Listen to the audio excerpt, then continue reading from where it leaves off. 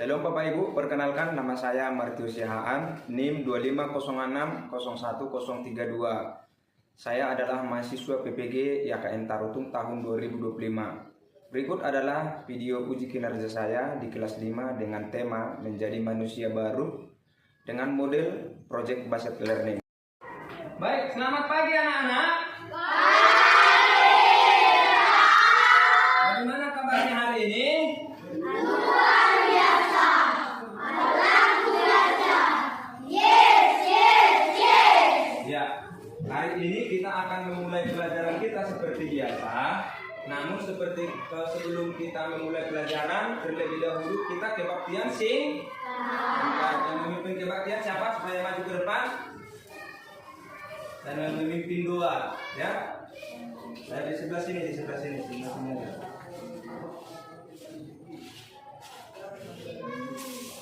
Mari kita bernyanyi Bapakku datang.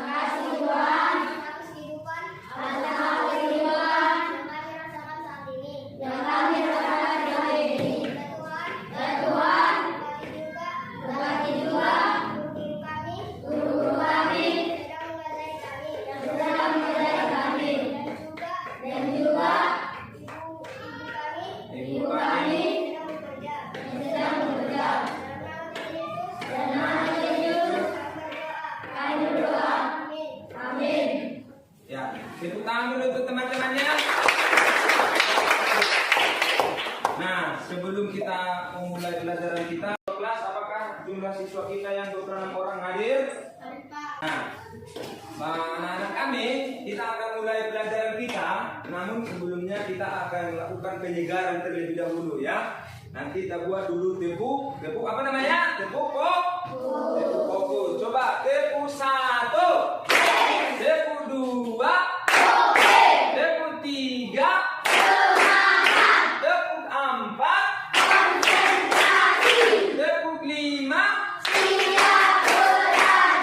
tepuk fokus. Melihat, mendengar, fokus. Iya, semuanya masih fokus? Fokus. Ya, hari ini kita akan mulai pelajaran kita. Tetapi Bapak mau pertanyakan dulu tentang tentang pelajaran kita yang minggu lalu, yang minggu sebelumnya, ya. Apa pelajaran kita minggu yang lalu? Ya, ada yang masih ingat tidak apa pelajaran kita minggu yang lalu? Ya, coba siapa yang ingat? Coba Ibran, apa Ibran? Bahwa Allah akan mengampuni orang yang telah bertobat. Iya, tepuk tangan dulu untuk si Ibran. Ya, ini pelajaran kita yang minggu lalu yaitu tentang pengampunan Allah. Allah akan mengampuni orang-orang yang berdosa jika mau bertobat. Adapun yang menjadi pelajaran kita hari ini adalah ini. Coba dibaca dulu semuanya. Apa? Menjadi manusia baru. Iya, menjadi manusia baru. Dan tujuan pembelajaran kita hari ini, yang pertama dibaca dulu semuanya. Apa tujuannya? Memahami konsep manusia baru secara alamiah. Yang kedua, yang ini, ya coba dibaca. Menemukan perbedaan manusia baru dan lama. Ya, dan yang terakhir tujuan pembelajaran kita adalah Mempraktikkan buah-buah roh sebagai buah pertobatan setelah menjadi manusia baru. Nah, itulah tujuan pembelajaran yang kita ingin capai. Setelah kita mempelajari ini, materi ini, kalian diharapkan mampu memahami yang tiga-tiga ini. Yang pertama, memahami konsep manusia baru secara alkitabiah. Dan yang kedua, menemukan perbedaan antara manusia lama dengan manusia baru. Dan yang terakhir itu adalah mempraktikkan buah-buah roh sebagai buah pertobatan setelah menjadi manusia baru. Sebelum melangkah lebih jauh, Bapak ingin memberikan beberapa pertanyaan. Apakah kamu mengerti atau tidak di pemahaman kamu tentang manusia yang baru? Nah, ini dia. Ada pertanyaan yang pertama, kira-kira siapa nih? Coba dibaca dulu apa ini. Apa yang ada di dalam pikiranmu ketika berbicara tentang manusia lama dan manusia baru? Nah, ini kira-kira apa yang ada di pikiran kalian ketika mendengar manusia lama dan manusia baru? Begitu. Siapa yang bisa menjawab? Iya, coba jawab Sabit. Kira-kira apa itu manusia? Coba. Pikiran saya adalah manusia lama adalah manusia yang hidup dalam dosa, tetapi manusia baru adalah manusia yang taat kepada Tuhan dan firman-Nya. Iya, tepuk tangan dulu untuk si Sabit. Ternyata, walaupun kita belum pelajari, si Sabit telah memahami apa itu konsep manusia baru dan manusia lama. Karena manusia baru itu adalah manusia lama itu orang-orang yang hidup di dalam dosa, sedangkan manusia baru orang yang sudah bertobat. Nah, coba pertanyaan yang kedua ini, kira-kira pemahaman kalian sudah sampai sejauh mana ini? Coba ini, coba dibaca 2-3 ayat.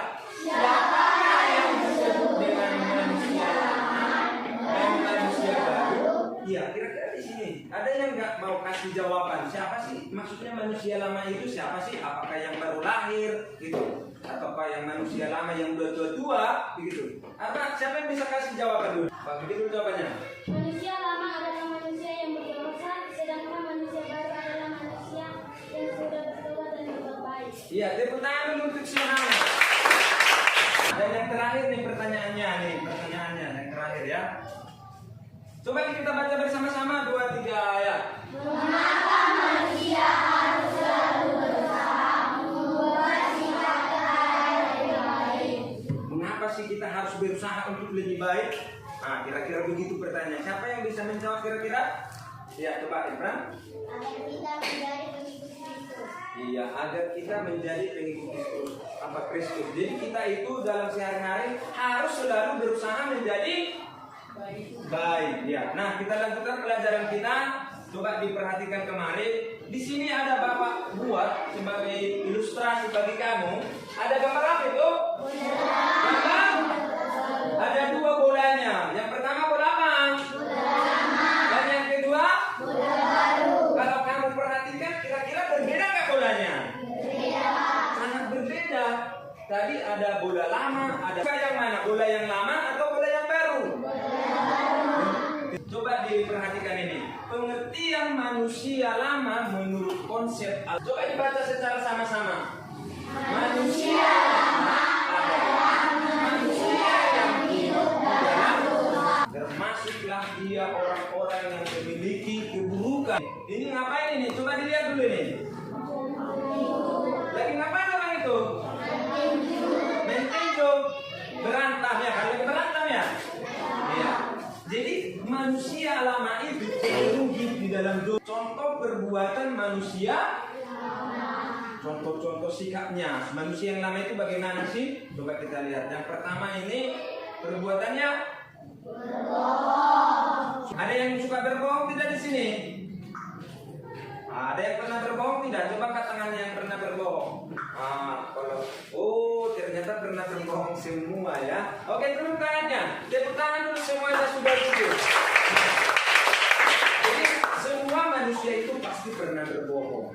Cuman kita harus meninggalkan kebohongan itu. Dan yang kedua sikapnya adalah contoh perbuatannya apa ini? Sombong. Dan yang berikut adalah apa ini? Ribut. Terutama di dalam kelas ini. Kalau di rumah di kelas baru dilarang gurunya ribut supaya konsentrasi untuk ngapain? Belajar. Apa ini? Masing-masing punya orang tua tidak? Nah, ini nih yang sering melawan orang tua. Termasuklah dia ciri-ciri manusia apa? Manusia lama kalau masih melawan orang tua. Dan yang berikut adalah suka berkelahi dan perbuatan buruk lainnya. Termasuk Bapak mau kasih gambar satu di buku kamu ini. Termasuklah ini perbuatan apa nih? Perbuatan manusia lama. Apa itu? Ngapain itu? Coba dilihat itu. Aduh, parangku ya kan? Ya. Jadi termasuklah mencuri itu adalah perbuatan manusia lama. Coba saya mau tanya dulu ini. Di antara perbuatan manusia lama yang saya buat ini, menurut kamu ada nggak sih sifat-sifat manusia lama yang lain? Menurut kamu, saya mau tanya dulu kamu masing-masing yang tahu contoh-contoh perbuatan manusia lama. Coba angkat tangannya dulu. Ya, apa yang pernah contoh manusia perbuatan lama yang lain? Oh, cemburu juga manusia perbuatan manusia lama ya? Ya, coba cemburu. Yang lain? Ya. Suka berbuat jahat. Apa lagi sambil? Tidak bersikap adil dan benar, Pak. Tidak bersikap adil, termasuk juga itu perbuatan manusia lama karena hidup di dalam dosa. Yang lain apa? Contoh-contoh perbuatan yang lain. Menjadi manusia baru ataukah kalian masih menjadi manusia lama? Untuk mengetahui kamu manusia baru atau perbuatannya, jika di antara perbuatan ini nanti ada di dalam diri kamu, maka kamu adalah orang-orang manusia baru. Tetapi jika perbuatan ini tidak ada di dalam kamu, berarti kamu manusia lama ya. Contohnya yang pertama ini apa? Dan yang kedua adalah rajin membantu orang tua. Dan yang ketiga apa? Rendah hati. Lawan kata dari sombong tadi. Yang berikut adalah patuh. Patuh terhadap orang tua, patuh terhadap guru, patuh terhadap aturan-aturan yang ada. Itu maksudnya. Dan yang berikut adalah suka damai dan perbuatan lainnya. Saya mau tanya lagi nih. Kalau kamu adalah manusia baru, tentunya perbuatan-perbuatan, contoh-contoh perbuatan manusia baru selain daripada yang ada di papan tulis. Pak Ibran, suka berbagi apa ini Ibran? Berbagi jajan. Yang lain, ya. Apa? Iya, menolong teman. Kebetulan dulu siapa? Jadi menolong teman itu adalah termasuk perbuatan baik atau jahat? Yang lain contoh perbuatan baik apa? Manusia baru apa? Ya, Yohana. Tidak hidup serakah. Tepuk tangan dulu ke Yohana. Tidak hidup serakah, termasuklah nanti tidak korupsi. Kalau sudah jadi besar-besar kalian nanti, jangan jadi orang-orang yang korupsi. Orang yang korupsi itu orang-orang yang serakah itu. Setelah kita tadi membedakan manusia lama dan manusia baru, kamu telah dapat menggolongkan diri. Ya, coba saya mau tanya dulu. Angkat tangan dulu yang merasa dirinya termasuk manusia lama. Semua manusia lama di sini. Berarti kalian penuh hidup dengan apa? Dosa. turun tangannya. Tapi tidak apa-apa. Terima kasih untuk kejujurannya. Melalui pelajaran kita hari ini, kamu dapat berubah menjadi manusia baru. Bukan baru lahir, tetapi baru di dalam perilaku dan perbuatan. Ya, nah.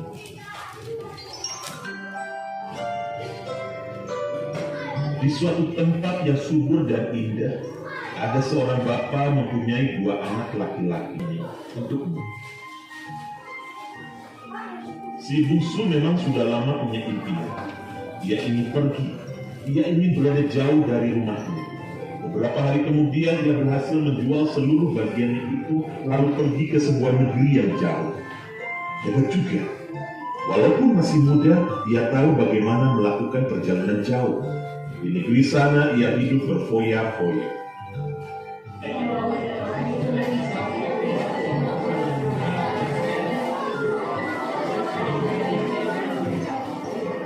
Mari makan. Ambil minumnya. Jangan takut, masih banyak persediaan kita.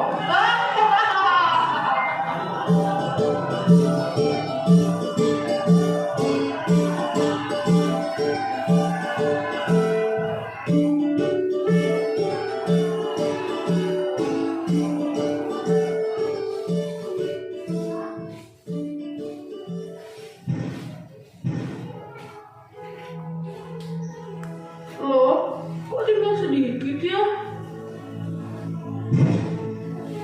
Panah di dalam negeri itu dan ia pun mulai melarat. Artinya, apa yang ia butuhkan tidak bisa ia penuhi. Kalau lapar, ia tidak punya makanan. Tuan, permisi Tuan, kasihan saya Tuan, mohon diberi makan. Makan? Enak saja. Masa sulit kini kamu minta gratis? Sana kamu bekerja, bisa makan. Dasar. Tuan, saya mau bekerja apa saja. Untuk makan, tolonglah. Ya sudah, kamu pergi ke ladang belakang sana. Ada kandang babi di sana. Jagalah babi-babi itu, dan nanti sore kamu dapat makan. Baik Tuan. Si bungsu memang sangat tangguh dan tidak cengeng. Pak, perutku sangat lapar. Mohon bagi saya sedikit saja. Betapa banyaknya orang baik bapakku yang berlimpah dan minta ampun kepadanya. Biarlah aku jadi upahan di rumah bapakku saja. Pada saat menderita, walaupun badan si bungsu berada jauh dari bapaknya, hatinya teringat pada sang bapa. Maka ia bertekad kembali dan hanya memberikan pelukan, namun juga jubah yang baru. Artinya, si bungsu diakui tetap merupakan anak yang ia kasihi.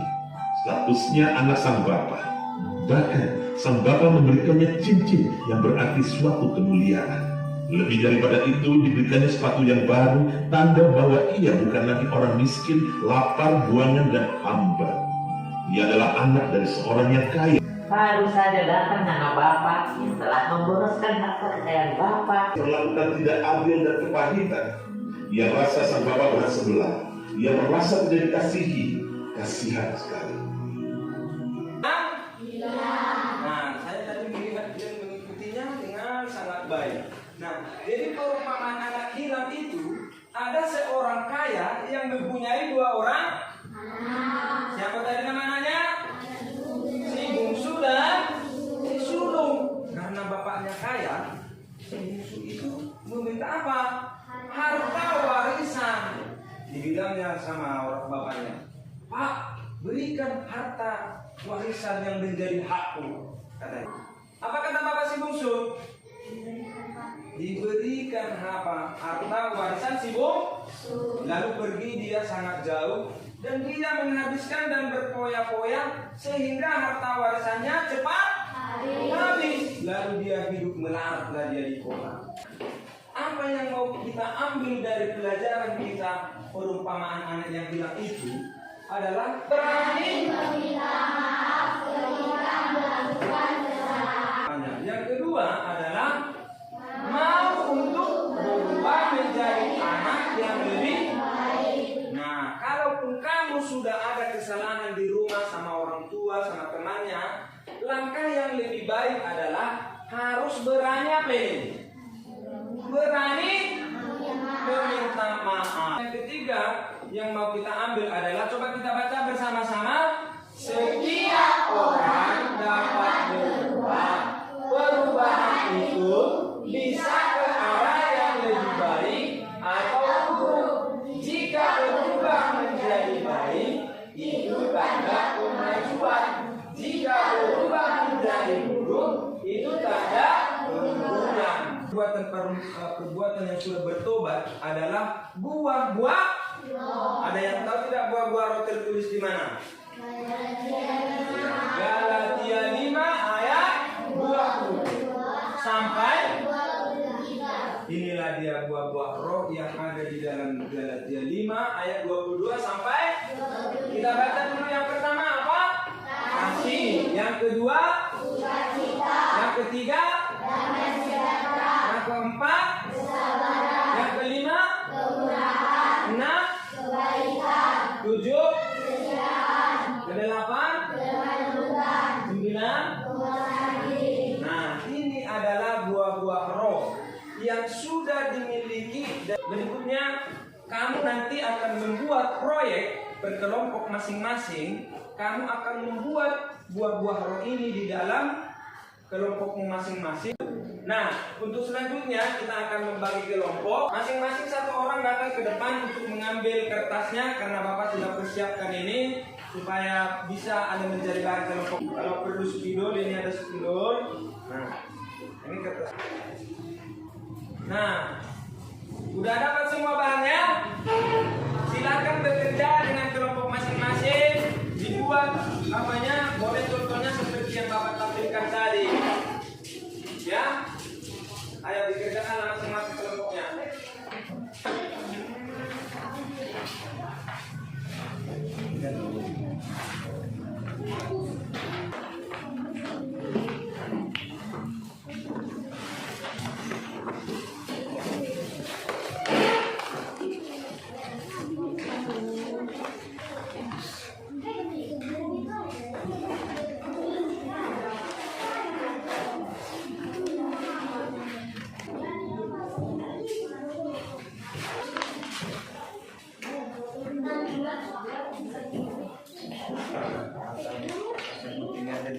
Yang penting sih adalah orang.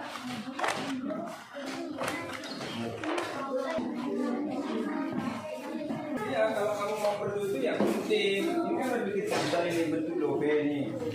Nih, ya. Bantulah membentuknya. Makanya kalau mau bentuknya lah.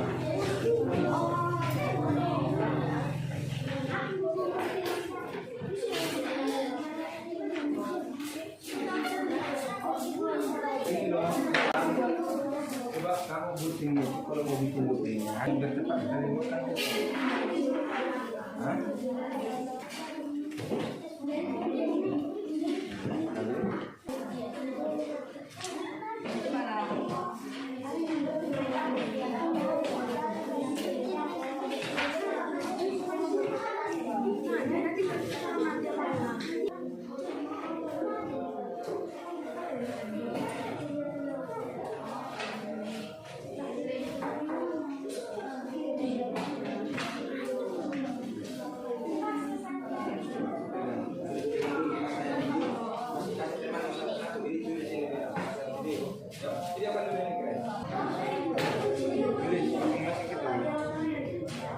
Tulis judulnya, lalu susun di sini, susun lebihnya.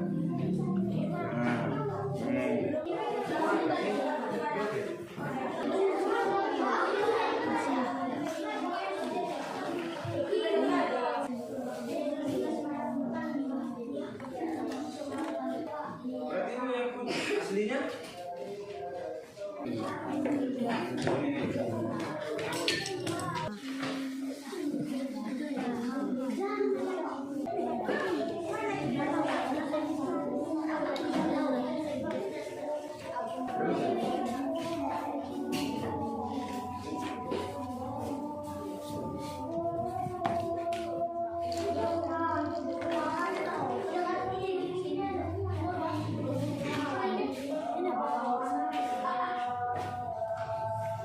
Sudah siap? Biar kita bikin maju satu-satu kelompok ke depan.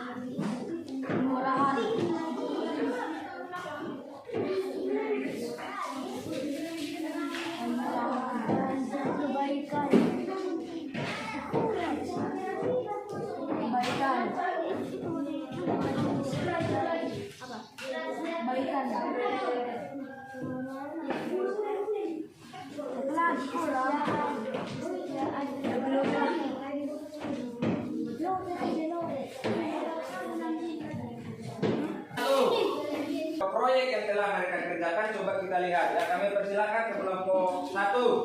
Shalom teman-teman. Shalom. Kami membuat proyek buah-buah roh yang diambil dari Galatia 5 ayat 22 sampai 23. Kami membuat buah roh. Oke, teman untuk kelompok 1. Silakan untuk kelompok 1. Kelompok 2 bagaimana hasil proyeknya? Silakan maju ke depan. Shalom teman-teman. Shalom. Ini hasil kerja kami kelompok 2. Kami membuat buah-buah roh. Kelompok 3 coba dibawa hasil karyanya. Shalom teman-teman. Shalom. Ini adalah hasil dari kerja kelompok kami. Kami membuat buah-buah roh yang diambil dari Galatia 5 ayat 22 sampai 23. Nama kelompok Ifran, Jenia, Pak, tepuk tangan untuk kelompok 3. Ya, kelompok 4 untuk menampilkan proyeknya. Halo teman-teman. Halo. Kami dari kelompok 4. Ini adalah proyek dari kerjaan kami. Ini adalah buah-buah roh dari Galatia 5 ayat 22 sampai 23. Ya. Nama kelompok adalah Amsal, Deo, Elizabeth. Tepuk tangan dulu untuk proyeknya. Kelompok 5 supaya maju ke depan untuk Halo teman-teman. Ini adalah hasil kerja kelompok kami. Membuat buah-buah roh yang diambil dari ayat Galatia 5 ayat 22 sampai 23. Kelompok 5. Anggota Parjo. tepuk tangan untuk kelompok 5. Nanti hasil proyek kesimpulannya yang pertama coba kita baca bersama-sama. Setiap orang Kristen haruslah hidup menurut sifat dan karakter manusia baru serta meninggalkan sifat dan karakter manusia lama. Dan yang kedua, kita baca secara bersama-sama 2-3 ayat.